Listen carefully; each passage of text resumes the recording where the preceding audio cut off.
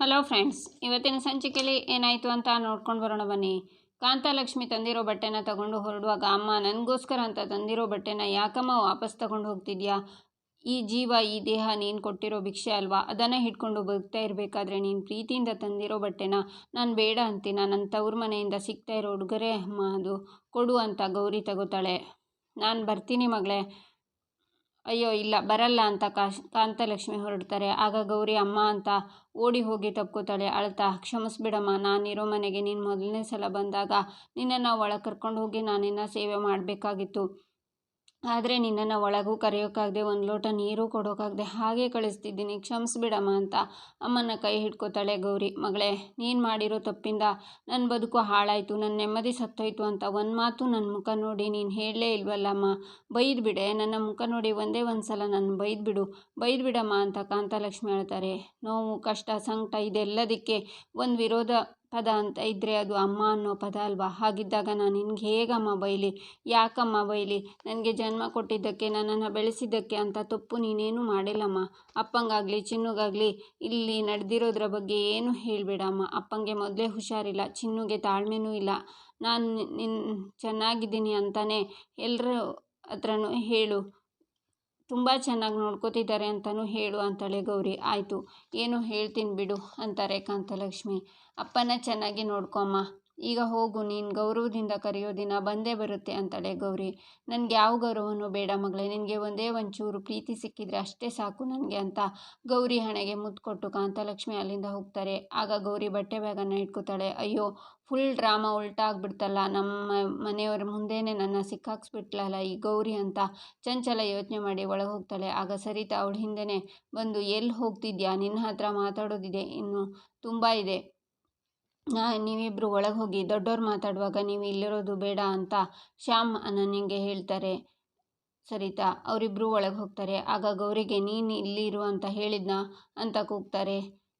ಸರಿತಾ ಗೌರಿ ಅಲ್ಲಿಂದ ಹೋಗ್ತಾಳೆ. ವಿವೇಕ್ ಹೋಗಬೇಕು ಅನ್ನುವಾಗ, ವಿವೇಕ್ ನೀನು ಇಲ್ಲೇ ಇರು, ನಿನಗೆ ಮದುವೆ ಆಗಿದೆ, ಇಲ್ಲಿರೋರು ಯಾರು ಏನು ಅನ್ನೋದು ಗೊತ್ತಾಗೋ ಸಮಯ ಬಂದಿದೆ. ಇನ್ನು ಮುಂದೆ ಆದರೂ ಯಾರನ್ನು ಎಲ್ಲಿಡಬೇಕು ಅನ್ನೋದು ನಿನಗೂ ಚೆನ್ನಾಗಿ ಗೊತ್ತಾಗಲಿ. ಹೇಳು ಚಂಚಲ, ಯಾಕಿಂತ ಕೆಲಸ ಮಾಡಿದೆ ಈ ಮನೆಗೆ? ಯಾಕಿಷ್ಟು ದ್ರೋಹ ಮಾಡಿದೆ ನನ್ನ ಮಗನ ಬದುಕಲ್ಲಿ? ಯಾಕಿಂತ ಆಟ ಆಡಿದೆ? ಮಾತಾಡು ಅಂತಾರೆ ಸರಿತಾ. ಅತಿಗೆ ಎಷ್ಟು ಸಲ ಹೇಳಿ, ಮನೆ ಮರ್ಯಾದೆನ ಉಳಿಸೋಕ್ಕೋಸ್ಕರ ಮಾಡಿದ ಕೆಲಸನ ನೀವು ಮತ್ತೆ ಮತ್ತೆ ತಪ್ಪು ಅಂತ ನನಗೆ ಬೈತಿದ್ದೀರಲ್ಲ ಅಂತಾಳೆ ಚಂಚಲ. ಬೈದಿದ್ದು ತಪ್ಪು, ಕರೆಕ್ಟ್, ನಾನು ಬೈಬಾರ್ದಿತ್ತು ಅಂತ ಚಂಚಲ ಕೆನ್ನೆಗೆ ಬಾರಿಸ್ತಾರೆ ಸರಿತಾ. ಈಚೆ ಗೌರಿ ಅಪ್ಪ ವೀರಣ್ಣ, ತಂಗಿ ಚಿನ್ಮಯಿ ಅಮ್ಮನಿಗೋಸ್ಕರ ಕಾಯ್ತಾ ಇರ್ತಾರೆ. ಅಮ್ಮನ ನೋಡೆ, ಅಪ್ಪ ಅಮ್ಮ ಬಂದ್ಲು ಅಂತಾಳೆ ಚಿನ್ಮಯಿ. ಕಾಂತ, ಸರಿ, ಗೌರಿ ಸಿಕ್ಕಿದ್ಲಾ? ಅವಳ ಜೊತೆ ನೀನು ಮಾತಾಡಿದ್ಯಾ ಅಂತಾರೆ ವೀರಣ್ಣ. ಅಮ್ಮ, ಅಕ್ಕ ಹೇಗಿದ್ದಾಳೆ ಅಂತಾಳೆ ಚಿನ್ಮಯಿ. ತುಂಬ ಚೆನ್ನಾಗಿದ್ದಾಳೆ ಅಂತಾರೆ ಕಾಂತಲಕ್ಷ್ಮಿ. ನೋಡ್ಕೊಂಡು ಬಂದಿಯಲ್ಲ ಬಿಡು, ಈಗ ನಿನಗೆ ಸಮಾಧಾನ ಆಯಿತಾ? ನನ್ನ ಬಗ್ಗೆ ಕೇಳಿದ್ಲಾ ಅಂತಾರೆ ವೀರಣ್ಣ. ಅಯ್ಯೋ, ನಿಮ್ಮ ಬಗ್ಗೆ ಕೇಳದೆ ಇರ್ತಾಳ, ಅಪ್ಪನ ಚೆನ್ನಾಗಿ ನೋಡ್ಕೊ ಅಂತ 100 ಸಲ ಹೇಳಿದ್ಲು ರೀ ಅಂತಾರೆ ಕಾಂತಲಕ್ಷ್ಮಿ. ಮತ್ತೆ ನನ್ನ ಬಗ್ಗೆ ಅಂತಾಳೆ ಚಿನ್ಮಯಿ. ಚಿನ್ನು ಯಾರ ಹತ್ರನೂ ಜಗಳ ಮಾಡೋಕ್ಕೆ ಹೋಗೋದು ಬೇಡ ಅಂತ ಹೇಳು ಅಂತ ಹೇಳಿದ್ಲು ಕಣೆ ಅಂತಾರೆ ಕಾಂತಲಕ್ಷ್ಮಿ. ನನ್ನ ಮಗಳು ನಿಜವಾಗಿ ಅಲ್ಲಿ ಚೆನ್ನಾಗಿದ್ದಾಳಲ್ವಾ ಅಂತಾರೆ ವೀರಣ್ಣ. ಹ್ಞೂ ರೀ, ಅಪ್ಪ ಕೇಳಿದರೆ ಚೆನ್ನಾಗಿದ್ದೀನಿ ಅಂತ ಹೇಳೋಕೆ ಹೇಳಿದ್ಲು ಅಂತಾರೆ ಕಾಂತಲಕ್ಷ್ಮಿ. ಚೆನ್ನಾಗಿದ್ದಾಳೆ ಅಂತ ಹೇಳೋಕೆ ಹೇಳಿದ್ಲಾ? ನೀನು ನೋಡಿಲ್ವಾ ಅಂತಾರೆ ವೀರಣ್ಣ. ನೋಡಿದೆ ರೀ, ನಾನು ನನ್ನ ಕಣ್ಣಾರೆ ನೋಡಿದೆ. ಆ ವೈಭವ ನೋಡೋಕೆ 2 ಕಣ್ಣು ಸಾಲದು ಅಂತೀನಿ. ಗೌರಿನ ಹೂವಿನ ಥರ ನೋಡ್ಕೋತಿದ್ದಾರೆ, ಯಾರಿಗೂ ಸಿಗದೆ ಇರೋ ವೈಭೋಗ ನಮ್ಮ ಮಗಳು ಗೌರಿಗೆ ಸಿಕ್ಕಿದೆ ಅಂತಾರೆ ಕಾಂತಲಕ್ಷ್ಮಿ. ಅವ್ರು ಹೂವಿನ ಥರ ನೋಡ್ಕೋತಿದ್ದಾರಾ, ಅಥವಾ ನೀನು ನಮ್ಮ ಕಿವಿ ಮೇಲೆ ಹೂವು ಇಡ್ತಿದ್ಯಾ ಅಂತಾಳೆ ಚಿನ್ಮಯಿ. ಸತ್ಯ ಹೇಳು ಕಾಂತ, ನಿನ್ನ ಅಭ್ಯಾಸ ನನಗೆ ಗೊತ್ತಿದೆ. ನೀನು ಸುಳ್ಳು ಹೇಳಿ ಹೇಳಿ ಸತ್ಯ ಹೇಳಿದ್ರು ನನ್ನ ಕಿವಿಗೆ ಸುಳ್ಳು ಥರನೇ ಕೇಳಿಸುತ್ತೆ. ಇಲ್ಲಿ ನಿನ್ನ ಎಲ್ಲರೂ ಚೆನ್ನಾಗಿ ಮಾತಾಡ್ಸಿದ್ರಾ? ಅಳಿಯಂದ್ರು ಏನಂದ್ರು ಅಂತಾರೆ ವೀರಣ್ಣ. ಅವರೇ ರೀ ಎಲ್ರಿಗಿಂತ ಜಾಸ್ತಿ ಮಾತಾಡಿಸಿದ್ದು, ಬಾಯಿ ತುಂಬ ನನ್ನ ಅತ್ತೆ ಅತ್ತೆ ಅಂತ ಕರೀತಿದ್ರು ಅಂತಾರೆ ಕಾಂತಲಕ್ಷ್ಮಿ.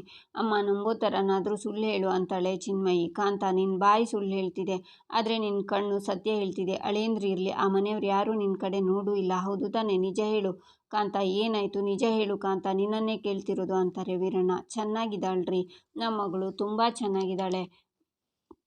ಈಗಲೇ ಹೋಗಿ ದೇವರಿಗೆ ಕೈ ಮುಗಿಬೇಕು, ನನ್ನ ಮಗಳು ಬದುಕು ಚೆನ್ನಾಗಿರಲಿ ಅಂತ ತುಪ್ಪದ ದೀಪ ಹಚ್ಚಬೇಕು ಅಂತ ಒಳಗೆ ಹೋಗ್ತಾರೆ ಕಾಂತಲಕ್ಷ್ಮಿ. ಆಗ ಚಿನ್ಮಯ ಅಪ್ಪ ಅಮ್ಮ ಸುಳ್ಳು ಹೇಳ್ತಿದ್ದಾಳೆ ಅಂತಾಳೆ. ಹೌದಮ್ಮ, ಸತ್ಯ ಮುಚ್ಚಿಡ್ತಿದ್ದಾಳೆ ಅಂತಾರೆ ವೀರಣ್ಣ. ಅಂದರೆ ಅಕ್ಕ ಅಲ್ಲಿ ಅಂತಾಳೆ ಚಿನ್ಮಯ್, ನಮ್ಮ ಮಗಳು ಅಲ್ಲಿ ಚೆನ್ನಾಗಿಲ್ಲ, ಅವಳು ಚೆನ್ನಾಗಿದ್ರೆ ಇವಳು ದೇವರಿಗೆ ತುಪ್ಪದ ದೀಪ ಹಚ್ತೀನಿ ಅಂತ ಯಾಕೆ ಓಡ್ತಿದ್ಲು, ಏನೋ ನಡೆದಿದೆ, ಅದೇನು ಅಂತ ತಿಳ್ಕೊಬೇಕು ಅಂತಾರೆ ವೀರಣ್ಣ. ಈಚೆ ಸರಿತಾ, ವಿವೇಕ್ಗೆ ಸುಮ್ಮನಿರು, ಹತ್ರ ಬರಬೇಡ, ಇವಳು ಕೈಗೆ ಇಡೀ ಮನೆ ಮರ್ಯಾದೆ ಕೊಟ್ಟಿದ್ದಕ್ಕೆ ಈ ಮನೆ ತಲೆ ತಗ್ಸೋ ರೀತಿ ಮಾಡಿದಾಳೆ ಅಂತಾರೆ. ಸಮಾಧಾನ ಮಾಡ್ಕೊ ಸರಿತಾ, ಕೈ ಮಾಡೋದು ಸರಿ ಇಲ್ಲ, ಏನೇ ಇದ್ರೂ ಮಾತಾಡಿ ಬಗೆಹರಿಸ್ಕೊಳ್ಳೋಣ ಅಂತಾರೆ ಅಜ್ಜಿ. ಮನೆ ಮರ್ಯಾದೆನೇ ಹೋದ್ಮೇಲೆ ಏನತ್ತೆ ಬಗೆಹರಿಸ್ಕೊಳ್ಳೋದು, ಎಷ್ಟೋ ಸಲ ಇವಳನ್ನು ಕ್ಷಮಿಸಿದ್ವಿ ತಾನೆ, ಆದರೆ ಇವಳು ಅದನ್ನು ನಮ್ಮ ದೌರ್ಬಲ್ಯ ಅಂದ್ಕೊಂಡ್ಲು ಅಂತಾರೆ ಸರಿತಾ. ಇದು ನನ್ನ ಮನೆ, ನಮ್ಮ ಮನೇಲಿ ನನಗೆ ಮಾತಾಡೋ ಹಕ್ಕಿಲ್ವಾ ಅಂತಾಳೆ ಚಂಚನ. ಇದು ನಿನ್ನ ಮನೆ ಅಂದ್ಕೊಂಡಿದ್ಯಾ, ಇದು ನಿನ್ನ ಮನೆನಾ ಅಂತಾರೆ ಸರಿತಾ. ಈಚೆ ಗೌರಿ ದೇವ್ರ ಮುಂದೆ ನಿಂತ್ಕೊಂಡು ಆಗಿರೋದನ್ನು ನೆನ್ಪು ಮಾಡಿಕೊಂಡು, ಶಿವ, ಪ್ರಪಂಚದಲ್ಲಿರೋ ಹೆಣ್ಣು ಹೆತ್ತ ತಾಯಿ ಅಂದರೆ ಅಷ್ಟೊಂದು ಕೀಳ, ತನ್ನ ಮಗಳು ಬಾಳು ಚೆನ್ನಾಗಿರಲಿ ಅಂತ ಒಬ್ಬ ತಾಯಿ ಸಣ್ಣ ಕನಸಿಗೆ ಇಷ್ಟು ದೊಡ್ಡ ಬೆಲೆ ಕೊಡಬೇಕಾ. ಇವತ್ತು ಈ ಮನೇಲಿ ಸತ್ಯ ಏನು ಅಂತ ಎಲ್ರಿಗೂ ಗೊತ್ತಾಯಿತು. ಚಂಚಲ ಮಾಡಿರೋ ಕುತಂತ್ರದ ಮುಸುಕು ಸರಿದೋಯ್ತು. ಆದರೂ ನಮ್ಮ ಮನೆಯವ್ರ ಕಣ್ಣಲ್ಲಿ ನಾನು ಅಪರಾಧಿ ಆಗೇ ಇದ್ದೀನಿ. ಸತ್ಯ ತಿಳಿದ ಮೇಲೂ ನ್ಯಾಯ ಸಿಗದೇ ಇರೋ ಪರಿಸ್ಥಿತಿ ನಂದು. ನಾನು ಅಮ್ಮನ್ನ ಗೌರವದಿಂದ ಈ ಮನೆಗೆ ಕರೆಯೋ ದಿನ ಬರೋವರೆಗೂ ನಾನು ಈ ಧರ್ಮಯುದ್ಧನ ನಿಲ್ಲಿಸಲ್ಲ. ನನಗೆ ಆಶೀರ್ವಾದ ಮಾಡು, ನನಗೆ ಇದನ್ನು ಎದುರಿಸೋ ಶಕ್ತಿ ಕೊಡು ಅಂತಾಳೆ ಗೌರಿ. ಈಚೆ ಸರಿತಾ, ನಿನ್ನನ್ನು ನಾವು ಎಷ್ಟು ಚೆನ್ನಾಗಿ ನೋಡ್ಕೊಂಡಿದ್ವಿ ಚಂಚಲ, ಎಲ್ಲಿ ಇರಬೇಕಾದ ನೀನು ನಿನ್ನ ಕರ್ಕೊಂಡು ಬಂದು ಈ ಮನೆ ಎಲ್ಲ ಕೊಟ್ಟಿದ್ದಕ್ಕೆ ನೀನು ಈ ಮನೆಗೆ ಕೊಟ್ಟಿದ್ದೇನು, ಈ ಮನೆಯವರೆಲ್ಲರೂ ನಿನ್ನ ಮಗಳ ಥರ ನೋಡ್ಕೊಂಡ್ವಿ ತಾನೆ, ಎಲ್ಲಿಂದಲೂ ಬಂದಿರೋಳಿಗೆ ಈ ಮನೇಲಿ ಒಂದು ಸ್ಥಾನ ಒಂದು ಬೆಲೆ ಕೊಟ್ವಿ ತಾನೆ, ಆದರೆ ನೀನು ನಿನ್ನ ಅಸಲಿ ಬುದ್ಧಿ ತೋರಿಸ್ಬಿಟ್ಟೆ ಅಲ್ವಾ ಅಂತಾರೆ ಸರಿತಾ. ಅಮ್ಮ, ಅತ್ತೆಗೆ ಯಾಕೆ ಈ ಥರ ಬೈತಿದ್ಯಾ ಅಂತಾನೆ ವಿವೇಕ್. ಅತ್ತೆ ಯಾರು ಅತ್ತೆ, ಯಾರಿಗತ್ತೆ ವಿವೇಕ್, ಪ್ರತಿ ಮನೆಯಲ್ಲೂ ಕೆಲವು ರಹಸ್ಯಗಳಿರುತ್ತೆ, ಅದನ್ನು ಹೊರಗಡೆ ಹಾಕೋದಕ್ಕೆ ನಮ್ಮ ದೊಡ್ಡತನ ಒಪ್ಪಲ್ಲ. ಅದಕ್ಕೆ ಕೆಲವು ಗುಟ್ಟುಗಳು ದೊಡ್ಡವ್ರ ಜೊತೆನೇ ಮಣ್ಣಾಗ್ಬಿಡುತ್ತೆ. ಆದರೆ ಆ ಗುಟ್ಟುಗಳು ಹುಣ್ಣಾಗಿ ಕಾಡ್ದಾಗ ಆ ಹುಣ್ಣಿಂದ ಮನೆತನಕ್ಕೆ ಮನೆ ಮಕ್ಕಳಿಗೆ ತೊಂದರೆ ಆಗುತ್ತೆ ಅಂದರೆ ಆ ಗುಟ್ಟನ್ನು ರಟ್ಟು ಮಾಡಲೇಬೇಕಲ್ವಾ ವಿವೇಕ್, ಆಗಲೇ ತಾನೇ ಎಲ್ಲರೂ ಎಚ್ಚರಿಕೆಯಿಂದ ಇರೋದಕ್ಕೆ ಸಾಧ್ಯ ಅಂತಾರೆ ಸರಿತಾ. ಬೇಡ ಸರಿತಾ, ಸುಮ್ಮನೆ ಇರು ಅಂತಾರೆ ಅಜ್ಜಿ. ಅತ್ತೆ, ಇವಳು ಇಂಥ ತಪ್ಪು ಮಾಡಿದ್ರು ನೋಡ್ಕೊಂಡು ಸುಮ್ಮನೆ ಇದ್ದರೆ ತಪ್ಪಾಗುತ್ತೆ ಅತ್ತೆ. ಯಾಕೆ ಈ ಮನೆಗೆ ನಿನಗೂ ಏನು ಸಂಬಂಧ, ನನ್ನ ಅತ್ತೆ ನಿನಗೆ ತಾಯಿನೂ ಅಲ್ಲ, ನಮ್ಮ ಮಾವ ನಿನಗೆ ತಂದೆನೂ ಅಲ್ಲ, ಅಂದಮೇಲೆ ನನ್ನ ಗಂಡಂಗೆ ನೀನು ತಂಗಿ ಹೇಗಾಗ್ತೀಯಾ, ಇದೇ ತಾನೇ ಸತ್ಯ, ಹೇಳು ಚಂಚಲ, ನಿನ್ನ ತಾಯಿ ಯಾರು, ನಿನ್ನ ತಂದೆ ಯಾರು, ನಿನ್ನ ವಂಶ ಯಾವುದು, ಎಲ್ಲಿಂದ ಬಂದವಳು ನೀನು, ಎಲ್ಲ ಮರ್ತ್ಬಿಟ್ಯಾ ಅಂತಾರೆ ಸರಿತಾ. ಅದನ್ನೆಲ್ಲ ಅನನ್ಯ ಕೇಳಿಸ್ಕೊತಾ ನಿಂತ್ಕೊಂಡಿರ್ತಾಳೆ. ಅಮ್ಮ, ಏನು ಮಾತಾಡ್ತಿದ್ಯಾ ಅಂತಾನೆ ವಿವೇಕ್.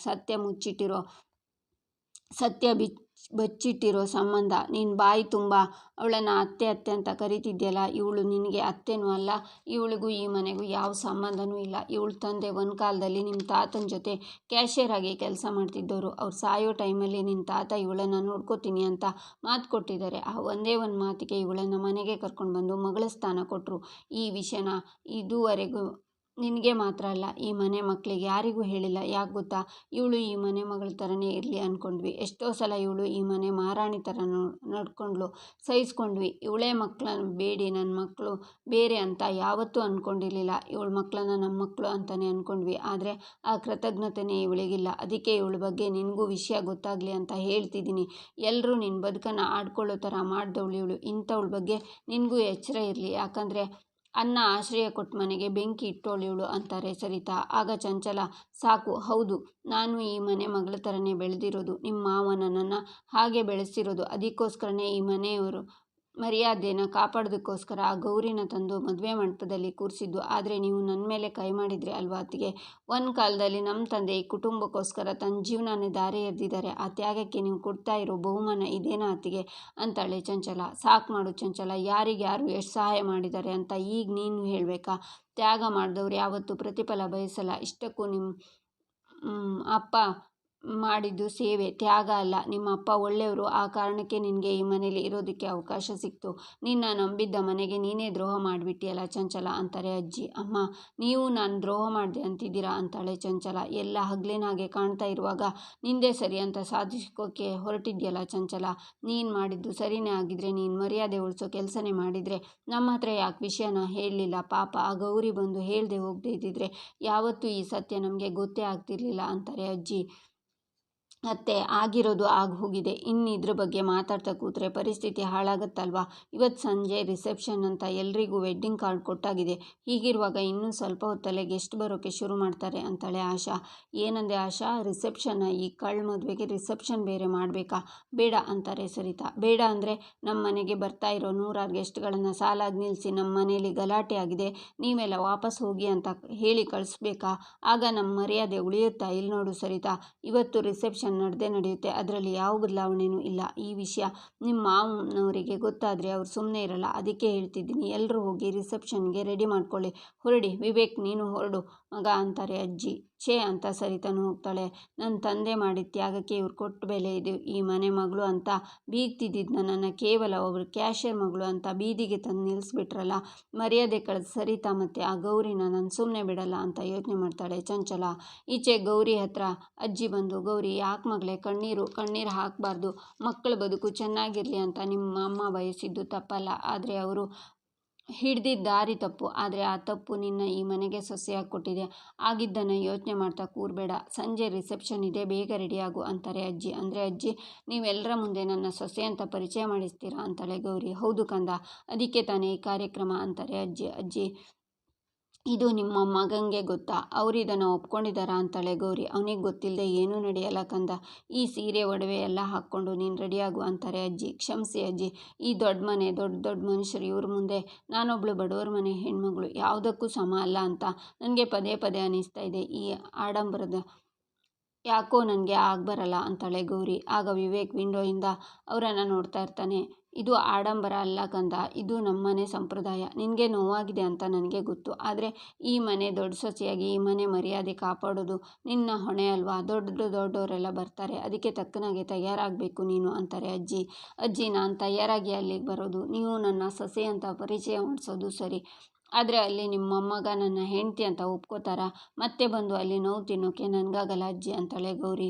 ಆಗ ವಿವೇಕ್ ಒಳಗಡೆ ಬಂದು, ಅಜ್ಜಿ ನಾನು ಮಾತಾಡ್ತೀನಿ, ನೀವು ಹೊರಡಿ ಅಂತಾನೆ. ವಿವೇಕ್, ನೀನು ಇವಳ ಜೊತೆ ಜಗಳ ಆಡಲ್ಲ ಅಂದರೆ ಮಾತ್ರ ನಾನು ಹೋಗೋದು ಅಂತಾರೆ ಅಜ್ಜಿ. ಜಗಳ ಆಡಲ್ಲ ಅಜ್ಜಿ ಅಂತ ವಿವೇಕ್ ಒಂದು ಒಡವೆನ ಕೊಟ್ಟು ತಗೋ ಹಾಕು ಅಂತಾನೆ. ನನಗೆ ಬೇಡ ಅಂತ ಹೇಳಾಗಿದೆ ಅಂತಾಳೆ ಗೌರಿ. ನಾನು ಬೇಡ ಅಂದರೂ ನೀನು ಬಂದಾಗಿದೆ ಅಂತಾನೆ ವಿವೇಕ್. ಬೇಡ ಅಂದಿಲ್ಲ, ಬೇಡಿ ಬೆದರಿಸಿ ಬರೋ ಹಾಗೆ ಮಾಡಿದ್ರಿ ಅಂತಾಳೆ ಗೌರಿ.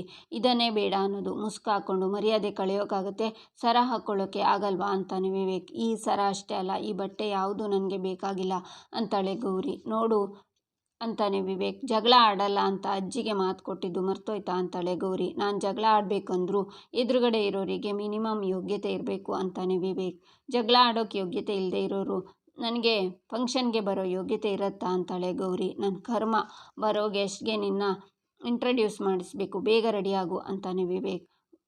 ಬಂದೋರು ಯಾರ ಜೊತೆ ನಿಲ್ಲಬೇಕು ಅಂತಾಳೆ ಗೌರಿ. ನನ್ನ ಜೊತೆ ಅಂತಾನೆ ವಿವೇಕ್. ನಿಮ್ಮ ಜೊತೆ ಬಂದು ನಿಲ್ಲೋಕೆ ನಾನು ಯಾರು ಅಂತಾಳೆ ಗೌರಿ. ಇಂಥ ಮಾತಾಡೋಕೆ ನಿನಗೆ ಸಿಕ್ಕಾಪಟ್ಟೆ ಕ್ಲಾರಿಟಿ ಇದೆ ಅಲ್ವಾ ಅಂತಾನೆ ವಿವೇಕ್. ನಾನು ರೆಸ್ಟ್ ಮಾಡಬೇಕು, ನೀವು ಇಲ್ಲಿಂದ ಹೊರಡಿ ಅಂತಾಳೆ ಗೌರಿ. ಜಾಸ್ತಿ ಮಾತಾಡಬೇಡ, ಸುಮ್ಮನೆ ಈ ಸರ ಹಾಕು ಅಂತಾನೆ ವಿವೇಕ್. ಹಾಕಿದರೆ ಅಂತಾಳೆ ಗೌರಿ. ಅಲಂಕಾರ ಜಾಸ್ತಿ ಆಗುತ್ತೆ ಅಂತಾನೆ ವಿವೇಕ್. ಅದರಿಂದ ನಿಮ್ಮ ಅಹಂಕಾರ ಕಡಿಮೆ ಆಗಲ್ಲ ತಾನೆ ಅಂತಾಳೆ ಗೌರಿ. ರೆಡಿಯಾಗಿ ಬರ್ತೀಯೋ ಇಲ್ವೋ? ಬರಲ್ಲ ಅಂದರೆ ಎಳ್ಕೊಂಡು ಹೋಗಬೇಕಾಗತ್ತೆ, ಇದು ನನ್ನ ಆರ್ಡರ್ ಅಂತಾನೆ ವಿವೇಕ್. ಅಂದರೆ ನನ್ನ ಹೆಂಡತಿ ಅಂತ ಒಪ್ಕೊಂಡ್ರ ಅಂತಾಳೆ ಗೌರಿ. ಅದು ಯಾವತ್ತೂ ಸಾಧ್ಯ ಇಲ್ಲ ಅಂತಾನೆ ವಿವೇಕ್. ಹಾಗಿದ್ರೆ ನಾನು ಈ ಸೀರೆ ಒಡವೆ ಹಾಕಲ್ಲ, ಎಲ್ಲಿಗೂ ಬರಲ್ಲ ಅಂತಾಳೆ ಗೌರಿ. ನಿನಗೆ ಹೇಗೆ ಅನಿಸುತ್ತೋ ಹಾಗೆ ಮಾಡು ಅಂತ ಸರನ ತೆಗೆದು ಬಿಸಾಕ್ತಾನೆ. ಅದು ಗೌರಿ ಕೊರಳಿಗೆ ಹೋಗಿ ಬೀಳುತ್ತೆ. ಅದನ್ನು ನೋಡಿ ಅಜ್ಜಿ ಖುಷಿ ಆಗ್ತಾರೆ. ಇಲ್ಲಿಗೆ ಈ ಸಂಚಿಕೆ ಮುಕ್ತಾಯವಾಗುತ್ತೆ. ಮುಂದಿನ ಸಂಚಿಕೆಗಾಗಿ ನಮ್ಮ ಚಾನಲನ್ನು ನೋಡಿ ಸಬ್ಸ್ಕ್ರೈಬ್ ಮಾಡಿ, ಲೈಕ್ ಮಾಡಿ, ಸಪೋರ್ಟ್ ಮಾಡೋದನ್ನು ಮರಿಬೇಡಿ.